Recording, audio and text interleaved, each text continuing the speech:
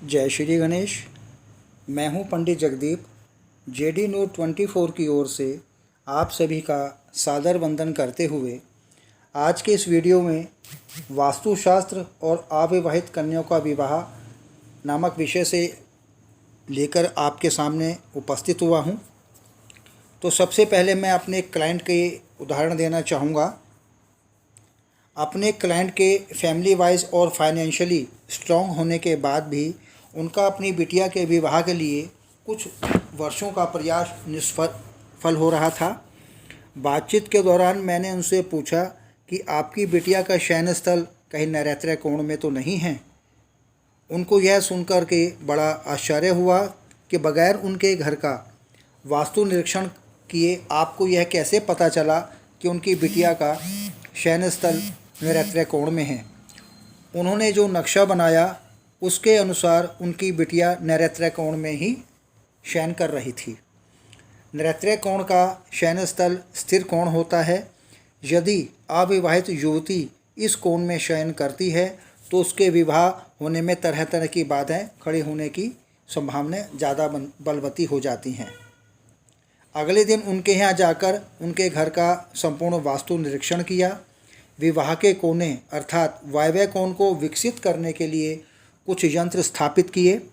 विवाह के कोण को विकसित करने के लिए नैऋत्य कोण में एक लाल बल्ब लगवाया।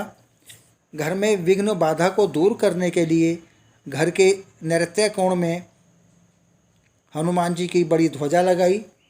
मुख्य द्वार पर अंदर की ओर विघ्न नाशक गणेश जी की मूर्ति स्थापना की। बिटिया को नैऋत्य कोण में शयन कक्ष के बजाय वायव्य कोण में शयन करने के लिए बड़ी मुश्किल से मनाया गया। कुछ ही माह के प्रयास से वास्तुदेव की कृपा हुई और उसका विवाह सुंदर और योग्य वर के साथ तय हो गया।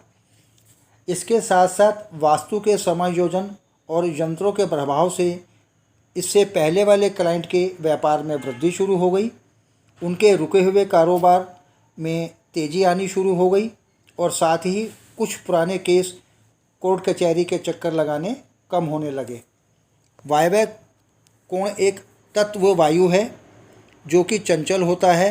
वायु शब्द से ही वायव्य शब्द का निर्माण हुआ है, इसीलिए वायव्य को अस्थिर कोण माना जाता है। इसीलिए वास्तुशास्त्र के अनुसार अतिथि के लिए वायव्य कोण के शयन स्थल को उपयुक्त माना गया है। वायव्य कोण में ही सोने वाले लोग घर से शीघ्र वापस अपने घर को चले जाते हैं। इसीलिए विवाह करने योग्य कन्या को वायव्य कोण में सुलाना चाहिए, जिससे कि उसका विवाह जल्द से जल्द हो सके। फैक्ट्री आदि में तैयार माल को भी वायव्य कोण में इसीलिए रखा जाना चाहिए, जिससे कि तैयार माल बिककर जल्द से जल्द गंतव्य की ओर रवाना हो जाए। इस कोण में सोने वाले व्यक्ति की शहर के बाहर कहीं भी ट्रांसफ़र होने की संभावना भी बढ़ जाती हैं।